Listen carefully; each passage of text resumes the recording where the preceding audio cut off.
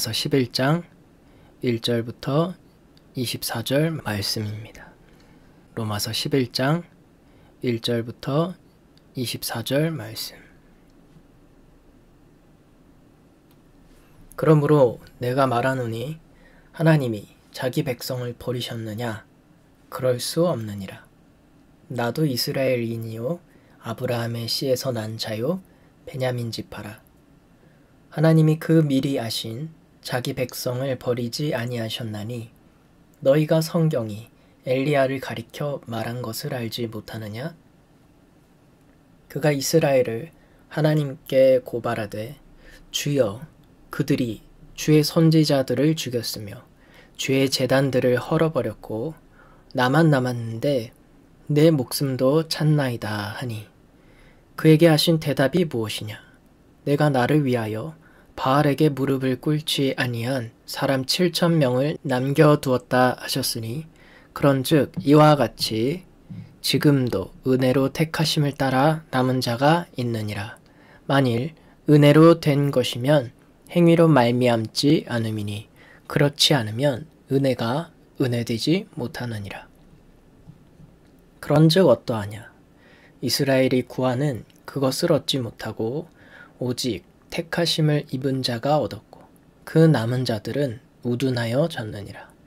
기록된 바 하나님이 오늘까지 그들에게 혼미한 심령과 보지 못할 눈과 듣지 못할 귀를 주셨다 함과 같으니라.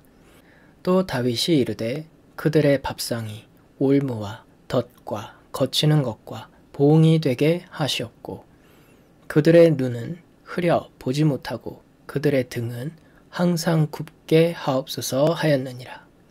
그러므로 내가 말하노니 그들이 넘어지기까지 실족하였느냐? 그럴 수 없느니라. 그들이 넘어짐으로 구원이 이방인에게 이르러 이스라엘로 시기나게 함이니라. 그들의 넘어짐이 세상의 풍성함이 되며 그들의 실패가 이방인의 풍성함이 되거든 하물며 그들의 충만함이리요. 내가 이방인인 너희에게 말하노라. 내가 이방인의 사도인 만큼 내 직분을 영광스럽게 여기노니 이는 혹 내 골육을 아무쪼록 시기하게 하여 그들 중에서 얼마를 구원하려 함이라. 그들을 버리는 것이 세상의 화목이 되거든 그 받아들이는 것이 죽은 자 가운데서 살아나는 것이 아니면 무엇이리요? 제사하는 처음 익은 곡식 가루가 거룩한즉 떡덩이도 그러하고 뿌리가 거룩한즉 가지도 그러하니라. 또한 가지 얼마가 꺾이었는데 돌감람나무인 내가 그들 중에 젖붙임이 되어 참은 감람나무 뿌리에 진액을 함께 받는 자가 되었은즉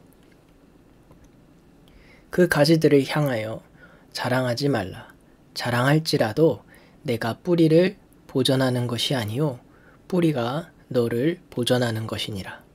그러면 내 말이 가지들이 꺾인 것은 나로 젖붙임을 받게 하려 함이라 하리니 옳도다. 그들은 믿지 아니함으로 꺾이고 너는 믿음으로 섰느니라. 높은 마음을 품지 말고 도리어 두려워하라. 하나님이 원 가지들도 아끼지 아니하셨은즉 너도 아끼지 아니하시리라. 그러므로 하나님의 인자하심과 준엄하심을 보라. 넘어지는 자들에게는 준엄하심이 있으니 너희가 만일 하나님의 인자하심에 머물러 있으면 그 인자가 너희에게 있으리라. 그렇지 않으면 너도 찍히는 바 되리라. 그들도 믿지 아니하는데 머무르지 아니하면 젖붙임을 받으리니 이는 그들을 젖붙이실 능력이 하나님께 있음이라. 내가 원 돌감람나무에서 찍힘을 받고 본성을 거슬러 좋은 감람나무에 젖붙임을 받았으니 원 가지인 이 사람들이야 얼마나 더 자기 감람나무에 젖붙이심을 받으랴. 아멘. 유대인과 비유대인의 차별을 넘어서 믿음으로 말미암은 하나님의 의를 받은 성도가 되는 예시는 무엇입니까? 1절부터 5절 말씀입니다. 그러므로 내가 말하노니 하나님이 자기 백성을 버리셨느냐? 그럴 수 없느니라. 나도 이스라엘인이요 아브라함의 씨에서 난 자요 베냐민 지파라. 하나님이 그 미리 아신 자기 백성을 버리지 아니하셨나니 너희가 성경이 엘리야를 가리켜 말한 것을 알지 못하느냐? 그가 이스라엘을 하나님께 고발하되 주여 그들이 주의 선지자들을 죽였으며 주의 제단들을 헐어버렸고 나만 남았는데 내 목숨도 찾나이다 하니 그에게 하신 대답이 무엇이냐? 내가 나를 위하여 바알에게 무릎을 꿇지 아니한 사람 7,000명을 남겨두었다 하셨으니 그런즉 이와 같이 지금도 은혜로 택하심을 따라 남은 자가 있느니라. 바울은 먼저 자신을 예로 들고 있습니다. 계보로 확인할 수 있는 분명한 베냐민 지파 유대인이지만 예수 그리스도를 믿고 따르는 성도입니다. 다른 예는 구약의 엘리야에 대한 말씀입니다. 엘리야는 하나님께 북이스라엘에 대해 자신을 제외한 선지자들이 죽임을 당하고 주님의 제단이 무너진 현실에서 이제 자신의 목숨을 거두어 가려는 이세벨의 위협을 받고 있음에 대하여 탄원하였습니다. 그때 하나님은 하나님을 위해 아직 바알에게 무릎 꿇지 아니한 7,000명을 남겨두셨다고 말씀하십니다. 모두가 듣지 않는 것 같고 소망이 없는 것 같은 현실에서도 하나님이 숨겨두시고 예비하신 이들이 있었으며 그들은 드러나지 않는 은밀한 곳에서 끝까지 하나님을 믿고 따르는 자들이었습니다. 또한 하나님의 은혜는 택하신 남은 자에게 능력을 주셨기 때문에 그들은 시대의 변화 속에서도 살아남아 하나님을 경외하는 자로서의 정체성을 후대에 이르기까지 지킬 수 있었습니다. 이와 같이 지금도 은혜로 택하심을 따라 남은 자가 있다고 바울은 말합니다. 실제로 바울의 시대에 그들의 민족과 사회와 많은 영역에서 단절되고 핍박받는 상황에서도 유대인 그리스도인들이 있었습니다. 그러므로 인간의 노력에 의한 것이 아니라 하나님의 은혜로 된 것을 알 수 있습니다. 그래서 바울은 다음과 같이 6절을 기록하고 있습니다. 만일 은혜로 된 것이면 행위로 말미암지 않음이니 그렇지 않으면 은혜가 은혜되지 못하느니라. 말씀의 성취를 실제 역사가 증명하고 있습니다. 이스라엘이 다 구하는 바를 얻은 것이 아닙니다. 오직 택함을 입은 자들만이 얻었고 다른 사람들은 가리워졌습니다. 이것은 다윗을 통해 이미 주신 말씀입니다. 7절부터 10절 말씀입니다. 그런즉 어떠하냐? 이스라엘이 구하는 그것을 얻지 못하고 오직 택하심을 입은 자가 얻었고 그 남은 자들은 우둔하여 졌느니라. 기록된 바 하나님이 오늘까지 그들에게 혼미한 심령과 보지 못할 눈과 듣지 못할 귀를 주셨다 함과 같으니라. 또 다윗이 이르되 그들의 밥상이 올무와 덫과 거치는 것과 봉이 되게 하시었고 그들의 눈은 흐려 보지 못하고 그들의 등은 항상 굳게 하옵소서 하였느니라. 아멘. 그런데 너무 긴 시간 동안 이스라엘이 가리워졌다는 것을 생각하며 너무 심하게 넘어져서 다시는 일어나지 못하는 것은 아닌가라고 반문할 수 있을지도 모르겠습니다. 확실히 유대인들이 넘어짐으로 말미암아 구원이 다른 모든 비유대인들에게 이르게 되었습니다. 하지만 이것은 이스라엘이 질투하고 깨달아서 하나님이 그들에게 값없이 주신 것을 사모하게 하려는 것입니다.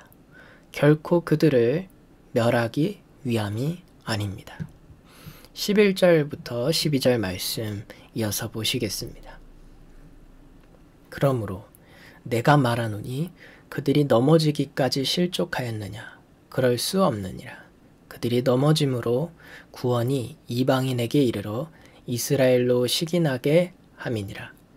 그들의 넘어짐이 세상의 풍성함이 되며 그들의 실패가 이방인의 풍성함이 되거든 하물며 그들의 충만함이리요.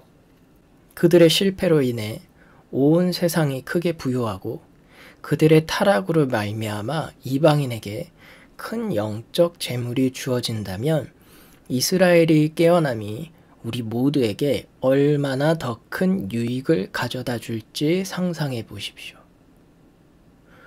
그러므로 일시적인 거절이 화목케 하는 은혜의 능력을 세상에 풀어주었다면 이스라엘이 회복되어 하나님과 화목하게 되면 어떻게 되겠습니까?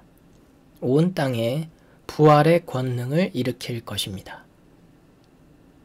16절부터 21절 말씀입니다. 제사하는 처음 익은 곡식 가루가 거룩한 즉 떡덩이도 그러하고 뿌리가 거룩한 즉 가지도 그러하니라. 또한 가지 얼마가 꺾이었는데 돌 감람나무인 내가 그들 중에 접붙임이 되어 참 감람나무 뿌리의 진액을 함께 받는 자가 되었은즉 그 가지들을 향하여 자랑하지 말라. 자랑할지라도 내가 뿌리를 보존하는 것이 아니요 뿌리가 너를 보존하는 것이니라. 그러면 내 말이 가지들이 꺾인 것은 나로 접붙임을 받게 하려 함이라 하리니 옳도다. 그들은 믿지 아니함으로 꺾이고 너는 믿음으로 섰느니라. 높은 마음을 품지 말고 도리어 두려워하라. 하나님이 원 가지들도 아끼지 아니하셨은즉 너도 아끼지 아니하시리라.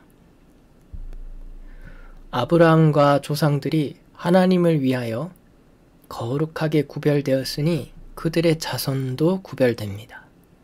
나무의 뿌리가 거룩하고 하나님을 위해 구별된 것이라면 가지도 그러할 것입니다. 그러나 가지 중 몇 가지는 잘려졌습니다. 그리고 예전에 돌감람나무 가지에 불과했던 여러분을 하나님께서 접붙여 주셔서 여러분을 남은 감람나무 가지에 접목시켜 감람나무의 놀라운 풍성함을 함께 나누게 하신 것입니다. 그러므로 원 가지보다 우월하다고 자만하지 마십시오. 자랑할 이유가 없습니다.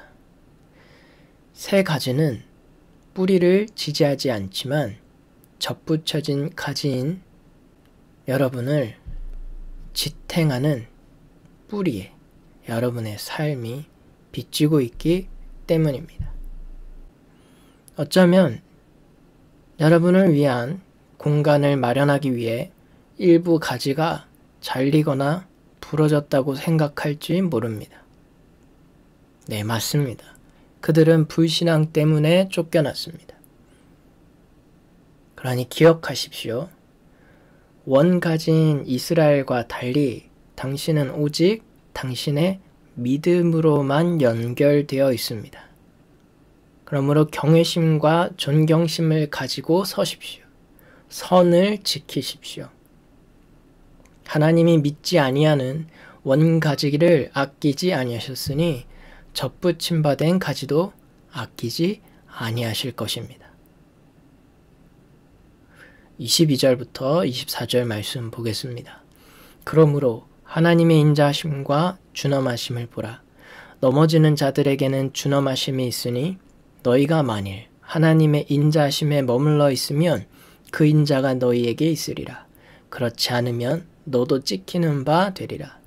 그들도 믿지 아니하는데 머무르지 아니하면 접붙임을 받으리니 이는 그들을 접붙이실 능력이 하나님께 있음이라. 내가 원 돌감람나무에서 찍힘을 받고 본성을 거슬러 좋은 감람나무에 접붙임을 받았으니 원 가지인 이 사람들이야 얼마나 더 자기 감람나무에 접붙이심을 받으랴. 아멘. 그러므로 하나님의 인자하심과 인정하심을 동시에 바라보십시오. 그분은 불신앙에 빠진 사람들을 얼마나 혹독하게 다루셨습니까? 그러나 성도인 여러분과 주 하나님과의 관계는 얼마나 부드럽고 친절합니까? 그럼 그분을 계속 신뢰하십시오. 그렇지 않으면 당신도 잘릴 것입니다. 하나님은 원 가지가 불신앙에 대한 집착에서 돌이켜 믿음을 포용하는 것으로 돌이킬 때 다시 접붙일 준비가 되어 있습니다.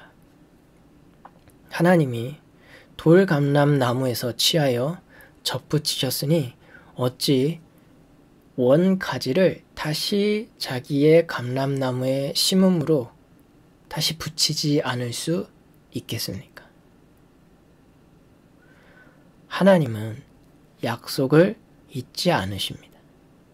비유대인이 충분한 구원에 이르면 남은 자 된 모든 유대인들은 하나님께로 돌이킬 것입니다. 차별 없이 유대인이나 비유대인이나 믿음으로 말미암은 하나님의 의를 받은 사람이 성도가 되고 함께 하나님을 경외하고 하나님의 놀라운 선물을 받습니다.